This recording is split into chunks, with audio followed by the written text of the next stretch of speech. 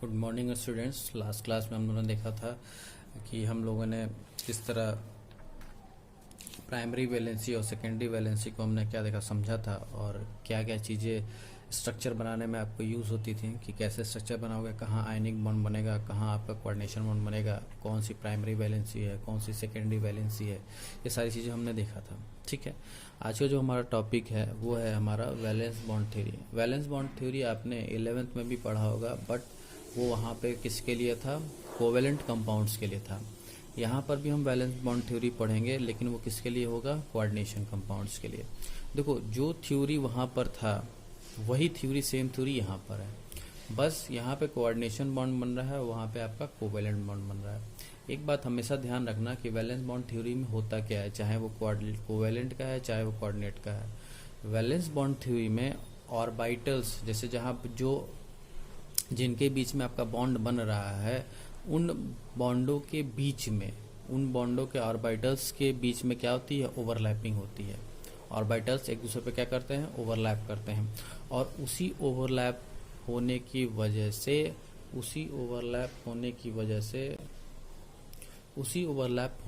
से ही क्या बनता है? बॉन्ड बनता है। क्लियर है? तो ध्यान रखना कि उसी ओवरलैपिंग वजह से बॉन्ड बनता है। तो चलो यहाँ देखते हैं कि यहाँ जो कोऑर्डिनेशन बॉन्ड बन रहा है वहाँ पर भी क्या होगा? ओवरलैपिंग होगी। ठीक है, तो चलिए स्टार्ट करते हैं आपका वैलेंस बॉन्ड थ्योरी। तो वैलेंस बॉन्ड थ्योरी में हमने देखा कि ऑर्बिटल्स क्या करेंगे? ऑर्बिटल्स ओवरलैपिंग ईच अदर, एक दूसरे के ऊपर क्या करेंगे? वो ओवरलैप करेंगे। और ड्यू टू ओवरलैपिंग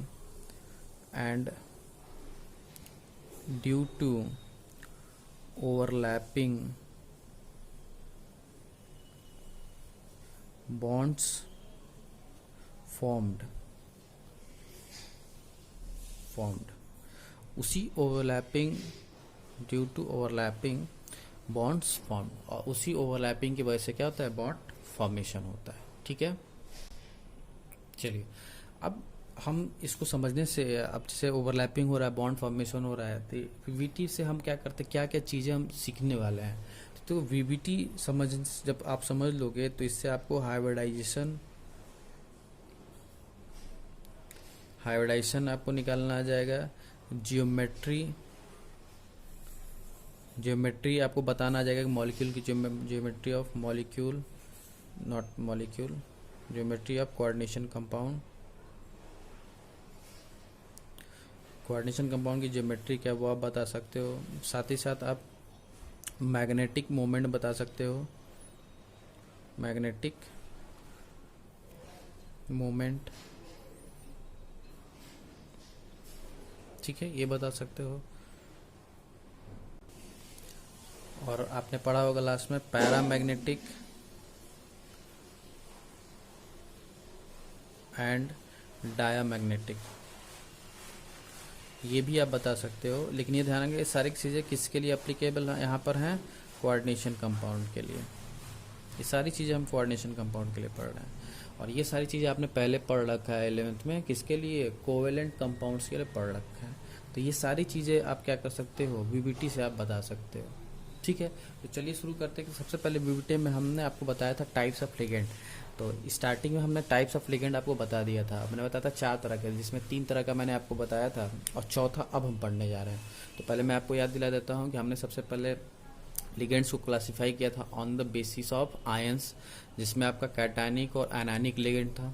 ठीक, उसके बाद हमने लिगेंड को क्लासिफाई किया था on the basis of denticity, कि उनके कितना वो लोन पर डोनेट कर पा रहे हैं, उसके आधार पर हमने लिगेंड्स को क्लासिफाई किया था। ठीक, और तीसरा जो था वो हमने उनके on the basis of behaviour पर, मतलब वो आपके जहाँ पे आपने चिलेटिन देखा था, एम्बीडेंटेट देखा था। ठीक है, तो ये वहाँ पे फ्लेक्सीडेंटेट था। 3 तरह का हमने था on the basis of behaviour. ठीक, तो चौथा हमारा है types of ligands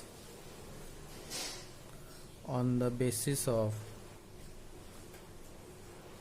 strongness,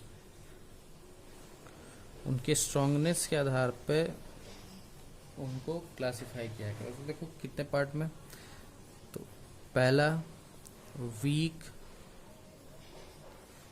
field ligands और दूसरा होगा स्ट्रॉन्ग फील्ड लिगेंड। ये इम्पॉर्टेंट है, ध्यान रखना। पहला है वीक फील्ड लिगेंड, दूसरा है स्ट्रॉन्ग फील्ड लिगेंड। इसको हम WFL से रिप्रेजेंट करेंगे और इसको हम SFL से रिप्रेजेंट करेंगे। Weak field ligand, strong field ligand, ठीक है। तो ये ध्यान रखना इम्पोर्टेंट है। अब रही बात कि हम पहचानेंगे कैसे और वीक फील्ड और स्ट्रॉन्ग फील्ड का मतलब क्या है, तो एक ध्यान रखना, यहीं पे बता रहा हूं मैं। वीक फील्ड लिगेंड इलेक्ट्रॉन्स की पेयरिंग नहीं करा पाएगा, ये ध्यान रखना। वीक फील्ड लिगेंड क्या नहीं करा पाएगा? इलेक्ट्रॉन की पेयरिंग नहीं करा पाएगा। अब किस इलेक्ट्रॉन की पेयरिंग नहीं कराएगा वो भी हम आगे देखेंगे और इसको एग्जांपल से समझेंगे, ठीक है। तो बस ध्यान रखना कि वीक फील्ड लिगेंड जो है वो इलेक्ट्रॉन्स की पेयरिंग नहीं करा पाएगा, और अगर स्ट्रॉन्ग फील्ड लिगेंड होगा तो वहां पे इलेक्ट्रॉन्स की पेयरिंग हो जाएगी। ये आप ध्यान रखना, बहुत इंपॉर्टेंट है कि वीक फील्ड लिगेंड कभी भी इलेक्ट्रॉन की पेयरिंग नहीं कराएगा, लेकिन अगर स्ट्रॉन्ग फील्ड लिगेंड है तो वो इलेक्ट्रॉन की पेयरिंग करा देगा, ठीक है। अब रही बात कि हम पहचानेंगे कैसे कि कौन वीक फील्ड लिगेंड है और कौन स्ट्रॉन्ग फील्ड लिगेंड है, कैसे पहचानेंगे। देखो ध्यान से रखना, लिगेंड की बात हो रही है। लिगेंड मतलब वही जो लोन पे डोनेट करेगा, जो CMA के साथ कोऑर्डिनेशन बनाएगा, वही हमारा क्या है, लिगेंड है। तो देखो एक छोटा सा एक ट्रिक बता रहा हूँ आप, CNOX, CNOX, नॉक्स, CNOX। तो ध्यान रखना C और N स्ट्रॉन्ग फील्ड लिगेंड्स होंगे, क्या होंगे अभी बताऊंगा। S स्ट्रॉन्ग फील्ड लिगेंड्स होंगे और O और X क्या होंगे आपके, WFL, ठीक है। अब कैसे CNOX को अप्लाई करेंगे ध्यान रखना। C और N दोनों ही क्या होंगे, अगर हमारा लोन पेयर C से आएगा या लोन पेयर हमारा N से आएगा तो लोन पेयर लोन डोनर मतलब इनको बोलेंगे क्योंकि जो देंगे वही डोनर होंगे। तो अगर हमारा डोनर C और N है तो वो ऐसा मॉलिक्यूल जिसमें हमारा डोनर C और N है तो वो लिगेंड हमारा क्या कराएगा, SFL, ठीक है। और ऐसा डोनर जो हमारा सॉरी, अगर हमारा डोनर O और X है तो वो हमारा क्या कहलाएगा, वीक फील्ड लिगेंड। जैसे एग्जांपल समझो, X का मतलब क्या है, X का मतलब हैलोजन है, हैलोजन आयन। हैलोजन आयन का मतलब जैसे F-, Br-, Cl-, I-, ये सारे आपके हैलोजन। तो मतलब अगर ये सारे डोनर एटम हैं तो वो क्या होंगे आपके वीक F। जैसे आपका H2O है, H2O में O डोनेट करता है लोन पेयर, तो O कैसा है, वीक फील्ड लिगेंड। बात समझ में आ रहा है, कुछ आइडिया लगेगा। तो मैक्सिमम आपको इसी से क्वेश्चन आएंगे, इन्हीं चार से, ठीक है। नहीं तो और अगर इससे हट के आता तो मैं भी आपको बताऊंगा, एक सीरीज है, उस सीरीज से भी आप क्या कर सकते हो, देख सकते हो, ठीक। ध्यान ये रखना है। तो यहाँ पे ध्यान रखना कि अगर डोनर हमारा C हो, जैसे C का देखो Cn-, तो यहाँ पे N भी डोनेट कर सकते, कि ये एम्बिडेंटेट है, बताया था आपको। यहाँ पे N भी डोनेट कर सकता है और C भी कर सकता है, तो दोनों ही कैसे हैं, दोनों ही केस में स्ट्रांग होगा, ठीक है। NH3 न्यूट्रल था, यहाँ भी डोनर कौन है, N का मतलब स्ट्रांग फील्ड लिगेंड होगा। तो चाहे कोई भी हो CO, आप इससे क्या कर सकते हो, स्ट्रांग फील्ड लिगेंड और वीक फील्ड लिगेंड पहचान सकते हो। अब एक सीरीज है, यहाँ देखिए आप, ये सीरीज है, इस सीरीज को आप नोट कर लेना। इस सीरीज को हम बोलते हैं स्पेक्ट्रोकेमिकल सीरीज, ठीक है। यहाँ से देखो आप आयंस धीरे धीरे बढ़ते जा रहे हैं आगे डायरेक्शन में, तो जैसे जैसे आप बढ़ते जाओगे वैसे वैसे जो लिगेंड की स्ट्रांगनेस है वो बढ़ती जाएगी। स्ट्रांगनेस बढ़ने का मतलब क्या, अभी मैंने बताया कि वो इलेक्ट्रॉन की पेयरिंग कराने के लिए ज़्यादा सक्षम होगा, ठीक है। तो इस सीरीज को आपको याद करने की ज़रूरत नहीं पड़ेगी, लेकिन अगर याद कर लेते तो अच्छा ही होगा। मैंने आपको इसी सीरीज से बचने के लिए, इसीलिए मैंने आपको ये ट्रिक बताया है। ये ट्रिक है, कोई रूल नहीं है, ये ओनली ट्रिक है कि ये सिर्फ इन्हीं पे क्या करेगा, वर्क कर जाएगा। और मैक्सिमम जो क्वेश्चन आपको मिलेंगे वो इसी से मिलेंगे। आप इसी से क्या कर सकते हो, आराम से पहचान सकते हो कि कैसे कौन सा स्ट्रॉन्ग फील्ड लिगेंड है, कौन सा वीक फील्ड लिगेंड है, ठीक है।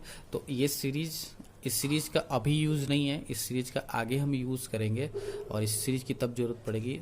तो हम अभी इसको आप बस नोट कर लेना, जस्ट नोट डाउन कर लेना, और जैसे जैसे आगे बढ़ते जाओगे, देखो इधर वीक है, जैसे जैसे इधर बढ़ोगे स्ट्रॉन्गनेस इंक्रीज करेगी, फिर ये यहाँ से इसी के बाद है ये इधर और बढ़ता जाएगा। और सबसे जो स्ट्रॉन्ग लिगेंड कौन है, CO है, कार्बोनिल ग्रुप है, ठीक है, तो इसको ध्यान रखना।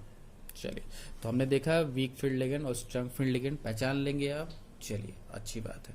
अब चलिए हम देखते हैं कि इसको एग्जाम्पल से समझते हैं कि कैसे पेयरिंग होगा और कैसे पेयरिंग नहीं होगा, और उसी एग्जाम्पल से आपको बताऊंगा कि हाइब्रिडाइजेशन कैसे निकालोगे, ज्योमेट्री कैसे निकालोगे। पहले थोड़ा ज्योमेट्रिक वाले आपको बता देता हूँ। देखो, मैंने आपसे कहा था कि ज्योमेट्री एक बार देख के आना, अगर देखे हैं तो अच्छी बात है, नहीं देखें तो मैं आपको एक बार बता देता हूँ ज्योमेट्री। देखो, जो हमने कोवेलेंट कंपाउंड्स के लिए ज्योमेट्री पढ़ा था, वह उतना ज्योमेट्री यहाँ नहीं है। यहाँ पे आपको जो ज्योमेट्री मिलेगा मैं वहाँ लिख दे रहा हूँ। यहाँ पे जो ज्योमेट्री आपको देखने को मिलेगा sp3, ये हाइब्रिडाइजेशन है और यहाँ उसकी ज्योमेट्री है, ठीक है, ये हाइब्रिडाइजेशन है। तो अगर sp3 होता था तो हम क्या बोलते थे, टेट्राहेड्रल, ठीक है। तो वहाँ पे हमको ये मिलता था, यहाँ पर भी ये मिलेगा, ठीक है। लेकिन यहाँ पे एक और टाइप का हमको S4 का मिलेगा, जैसे हम उसको बोलते हैं DsP2। ये आपको वहाँ देखने कोऑर्डिनेशन का कोवेलेंट कंपाउंड्स में देखने को नहीं मिलेगा, यहाँ देखने को मिलेगा, ठीक है। तो इसको बोलते हैं हम स्क्वायर प्लेनर। प्लेनर का मतलब एक ही प्लेन है, स्क्वायर प्लेनर। तो अगर DsP2 हुआ हाइब्रिडाइजेशन तो हमारा ज्योमेट्री कैसा होगा, स्क्वायर प्लेनर। अगर sp3 हुआ तो ज्योमेट्री कैसा होगा, टेट्राहेड्रल, ठीक है। इसके बाद आता है हमारा sp3d, ये भी आप देखने को मिलेगा। तो sp3d मिला तो क्या, इसको क्या बोलते थे, ट्राइगोनल बाई पिरामिडल,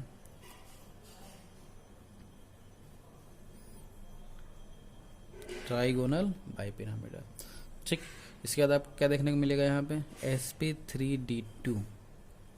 sp3d2 तो 6 था, 6 के लिए क्या था, ऑक्टाहेड्रल, ऑक्टाहेड्रल। अब देखो ऑक्टाहेड्रल के लिए sp3d2 मिलेगा, ठीक है। और इसी के लिए यहाँ पे ये d2 आगे भी आ सकता है और d2 sp3 मिल सकता है। तो देखो ध्यान से, भले ये d2 आगे चला गया लेकिन इसका ज्योमेट्री अभी भी क्या रहेगा, ऑक्टाहेड्रल। ये दो ज़्यादा इम्पोर्टेंट है और ये दो ज़्यादा इम्पोर्टेंट है, ठीक है। ये कभी कभी आपको देखने को मिलेगा, लेकिन ज़्यादा इंपॉर्टेंट की बात को तो ये दो और ये दो, ये चार ही आपको हाइब्रिडाइजेशन क्या है, बहुत ही इंपॉर्टेंट है कोऑर्डिनेशन केमिस्ट्री में, ठीक है। ये इन्हीं से चारे क्वेश्चन पूछे जाते हैं, ठीक है। तो ये ध्यान रखना कि यहाँ पे sp3d2 हो चाहे d2 sp3 हो, स्ट्रक्चर क्या रहेगा वही रहेगा। यहाँ पे sp3 देखने को मिलेगा तो टेट्राहेड्रल, और अगर यही dsp2 मिल जाए तो स्क्वायर प्लेन, ज्योमेट्री क्या हो जाएगी, चेंज हो जाएगी, ठीक है। तो ये आपको याद रखना होगा कि sp3 के लिए टेट्राहेड्रल, dsp2 के लिए स्क्वायर प्लेनर, और sp3d2 और d2 sp3 के लिए दोनों केस में ऑक्टाहेड्रल, ठीक है। तो ये आपको याद रखना होगा। अब एक एग्जाम्पल से समझते हैं कि कैसे हम हाइब्रिडाइजेशन निकालें। जैसे क्वेश्चन आता है हाइब्रिडाइजेशन निकालिए, तो हाइब्रिडाइजेशन निकले कैसे, बीबीटी मॉडल के अंदर हाइब्रिडाइजेशन आता है। क्योंकि हाइब्रिडाइजेशन का मतलब क्या है, हाइब्रिडाइजेशन का मतलब क्या था, इंटरमिक्सिंग ऑफ ऑर्बिटल्स। हाइब्रिडाइजेशन का मतलब क्या है, इंटरमिक्सिंग ऑफ ऑर्बिटल्स। और ऑर्बिटल इंटरमिक्स कब होंगे, जब वो ऑर्बिटल एक दूसरे से ओवरलैप करेंगे। और बीबीटी मॉडल तो यही कहता है कि ऑर्बिटल्स बॉन्ड तभी बनाएंगे वो एक दूसरे से, जब वो क्या करें, एक दूसरे को ओवरलैप करें। और ओवरलैपिंग कब होता है, जब एनर्जी दोनों ऑर्बिटल का लगभग सेम हो। तो हमें इंटरमिक्सन की क्या जरूरत थी, हाइब्रिडेशन की क्या जरूरत थी, कि जब जो डिफरेंट ऑर्बिटल जिनकी एनर्जी लेवल में काफ़ी डिफरेंस था और उनको ओवरलैप करना पड़ता था तो वो कर नहीं पाते थे। तो होता क्या था कि दोनों के बीच दोनों ऑर्बिटल्स को मिला दिया जाता था, मिक्स कर दिया था, और मिक्स करके जितने ऑर्बिटल आपने मिलाए उतने ही नए ऑर्बिटल बने। और अब जो एनर्जी पहले डिफरेंट थी, लेकिन जो अब जितने ऑर्बिटल बने हैं उन सभी की एनर्जी क्या हो जाएगी, सेम हो जाएगी, और वो फिर आपस में ओवरलैपिंग आसानी से कर सकते। मैं आपको बता दूं कि हाइब्रिडाइजेशन या इंटरमिक्सिंग एक हाइपोथेटिकल कॉन्सेप्ट है, ऐसा प्रैक्टिकली होता नहीं है, ये सिर्फ एज्यूम किया गया है, माना गया है कि ऐसा होता होगा। ये हाइपोथेटिकल कॉन्सेप्ट है, इसका प्रैक्टिकली कोई प्रूफ नहीं है। तो ये ध्यान रखना, ये ऐसा माना गया है कि ऐसा होता होगा, तब जाके ये कॉन्सेप्ट दिया गया है। ठीक है, चलिए तो अब एक क्वेश्चन से इसको समझते हैं कि hybridization how to find hybridization in coordination compounds. तो अब कोऑर्डिनेशन कंपाउंड्स में हम हाइब्रिडाइजेशन कैसे फाइंड आउट करेंगे वो समझते हैं। जैसे मैंने एक एग्जांपल लिया K4FeCN6 का। अब हमको क्या करना है, हाइब्रिडाइजेशन चेक करना है इस कंपाउंड के अंदर। तो पहले मैं बता दूं, हाइब्रिडाइजेशन यहाँ सिर्फ और सिर्फ CMA के लिए निकलेगा। हम CMA की वजह से ही क्या करेंगे, हाइब्रिडाइजेशन चेक करेंगे। सबसे ज़्यादा फोकस कहाँ होना चाहिए हमारा, CMA पे। ठीक है, दूसरी बात कि हाइब्रिडाइजेशन का concept only for coordination compound and covalent compounds है। मतलब कहीं अगर आयनिक बॉन्ड बन रहा होगा तो वहाँ पे आप हाइब्रिडाइजेशन कॉन्सेप्ट नहीं लगा सकते हो। तो देखो, जैसे मैंने बताया था कि अगर इस तरह के कंपाउंड्स हैं तो पहले आप जो स्क्वायर ब्रैकेट के बाहर हैं उनको तोड़ना होगा, क्योंकि उनके बीच में क्या बन रहा है, आयनिक बॉन्ड, और आयनिक बॉन्ड के लिए हाइब्रिडेशन वैलिड नहीं है। तो सबसे पहला काम ये होगा कि आप स्क्वायर ब्रैकेट के अगर बाहर कुछ देख रहे हो कैटायन में या एनायन में, तो उनको आपको क्या करना होगा, तोड़ना होगा। तो मैंने इसको तोड़ूंगा तो ये हमको दिखेगा K4 प्लस FeCN6 के ऊपर -4, ये हमको देखने को मिलेगा। ठीक, हमने तोड़ दिया। तोड़ने के बाद सारा हमारा फोकस क्या होना चाहिए, स्क्वायर ब्रैकेट के अंदर जो चीज़ें हैं उन पर फोकस होना चाहिए। ठीक है, चलिए अब इतना करने के बाद, ये करने के बाद अब आपको ऑक्सीडेशन नंबर निकालना आना चाहिए। ठीक है, और हमको लिगेंड पहचानना आना चाहिए अब कि वो लिगेंड स्ट्रांग है कि वीक है। तो ये दो काम पहले आपको करना पड़ेगा। तो जैसे मैंने इसको निकालना सिखाया था, -6 हो जाएगा +6 -4 +2, तो इसका ऑक्सीडेशन नंबर कितना हो जाएगा, +2।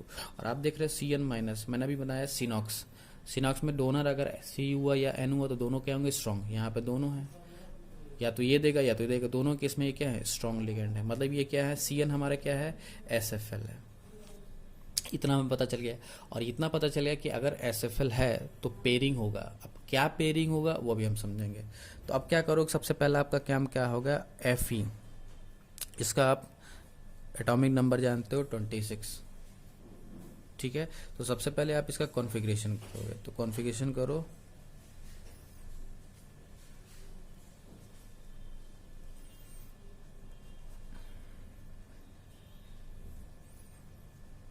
तो ये देखो काउंट कर लो, 626 हो गया।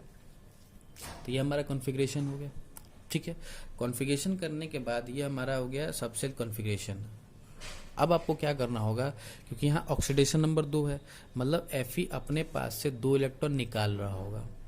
ठीक है, और यहाँ मैंने बताया Fe एलिमेंट के लिए, लेकिन यहाँ क्या है, Fe +2 का मतलब 2 इलेक्ट्रॉन निकला, मतलब हमको 2 इलेक्ट्रॉन यहाँ से निकालने होंगे।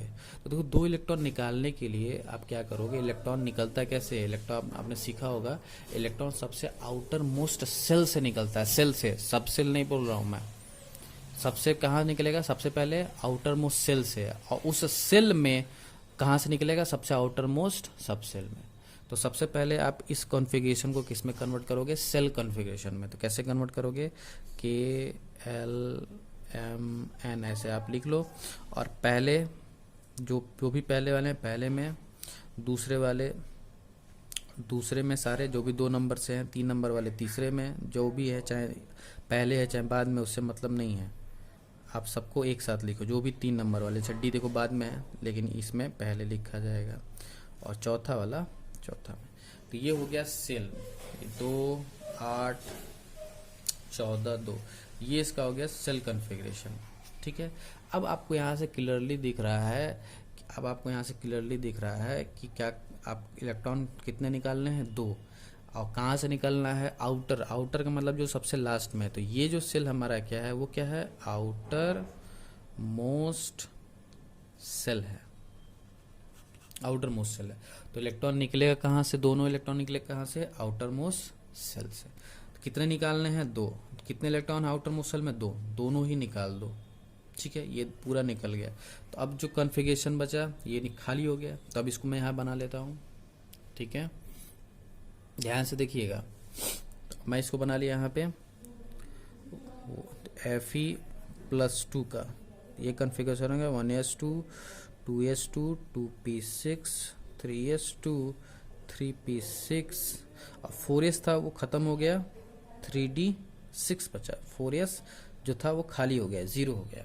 ठीक है, अब हम क्या करेंगे, जो भी जैसे एस में हमको पता है 2 इलेक्ट्रॉन होते हैं, पी में 6 मैक्सिमम 6 इलेक्ट्रॉन होते हैं, डी में मैक्सिमम 10 इलेक्ट्रॉन होता है और एफ में मैक्सिमम 14 इलेक्ट्रॉन होते हैं। ठीक है, तो अब आप काम करोगे, जो भी जिस सब सेल में मैक्सिमम इलेक्ट्रॉन हैं उनको छोड़ दोगे। जैसे देखो 2 होने चाहिए, 2 है, पी में 6 होना चाहिए है, एस में 2 होना चाहिए है, पी में होना चाहिए 6, हट गया। डी में मैक्सिमम कितने हो सकते हैं 10, लेकिन है कितना 6, तो उनको बनाओगे आप। अब डी को आप ऑर्बिटल फॉर्म में बनाओगे, तो मैं यहाँ पे बना रहा हूँ ऑर्बिटल फॉर्म में। डी के पास 5 ऑर्बिटल होते हैं, तो 5 ऑर्बिटल, ये हो गया हमारा 3D। एस खाली था, एस को आप यहाँ बनाओगे, एस हमारा खाली था, ध्यान रखना, ये हो गया 4s खाली है। 4s के बाद 4p आएगा, खाली है, बना लो।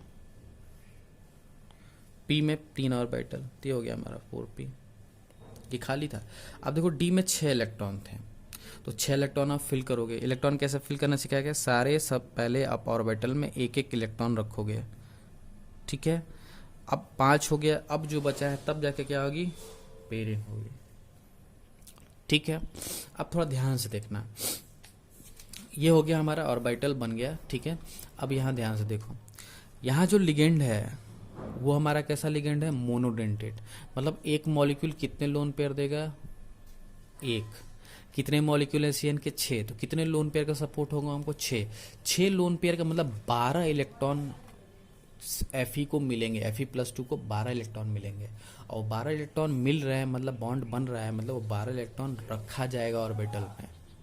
12 इलेक्ट्रॉन क्या होगा, रखा जाएगा। अब 12 इलेक्ट्रॉन कहाँ रखेगा, 12 इलेक्ट्रॉन कहाँ रखेगा, इसी ऑर्बिटल में रखेगा जो खाली है। तो अब कैसे होगा, अब थोड़ा ध्यान से देखना। ठीक, हमको पता है कि हमारा लिगेंड कैसा है, SFL है, स्ट्रॉन्ग फील्ड लिगेंड है, पेयरिंग कराएगा। कहाँ पेयरिंग कराएगा, आप देखो यहाँ पर कि यहाँ पे क्या अनपेयर्ड इलेक्ट्रॉन है। ठीक, तो यही इलेक्ट्रॉन क्या करता है, अगर स्ट्रॉन्ग फील्ड लिगेंड होगा तो यही इलेक्ट्रॉन क्या करेगा, पेयर्ड करा देगा। तो मैं इसको पेयर्ड करा के बना रहा हूँ। पेयर्ड कराने का मतलब क्या हुआ कि ये इलेक्ट्रॉन उठ के यहाँ चला जाएगा, ये इलेक्ट्रॉन उठ के यहाँ चला जाएगा। तो नेक्स्ट स्टेप में इसको मैं बना रहा हूँ, लेकिन ये तब कब होगा, जब SFL होगा, स्ट्रॉन्ग फील्ड लिगेंड होगा, तभी ये पॉसिबल है। अगर ये वीक फील्ड लिगेंड होता तो ये पॉसिबल नहीं होता। तो नेक्स्ट में हमने बनाया, नेक्स्ट स्टेप में देखो ये इलेक्ट्रॉन यहाँ, अब ये 2 ऑर्बिटल खाली 3D के खाली हो गए, 3D में 6 अभी भी है, और ये तो पहले से खाली थे ही। कितने इलेक्ट्रॉन हमें रखने हैं, 12 इलेक्ट्रॉन। तो 12 इलेक्ट्रॉन के लिए क्या एक ऑर्बिटल में 2 इलेक्ट्रॉन हो सकते हैं, तो 12 इलेक्ट्रॉन रखने के लिए क्या हमको 6 ऑर्बिटल की जरूरत पड़ेगी। अब देखो 2 यहाँ से, 1 यहाँ से और 3 यहाँ से, क्या टोटल 6 ऑर्बिटल खाली हमें दिख रहे हैं।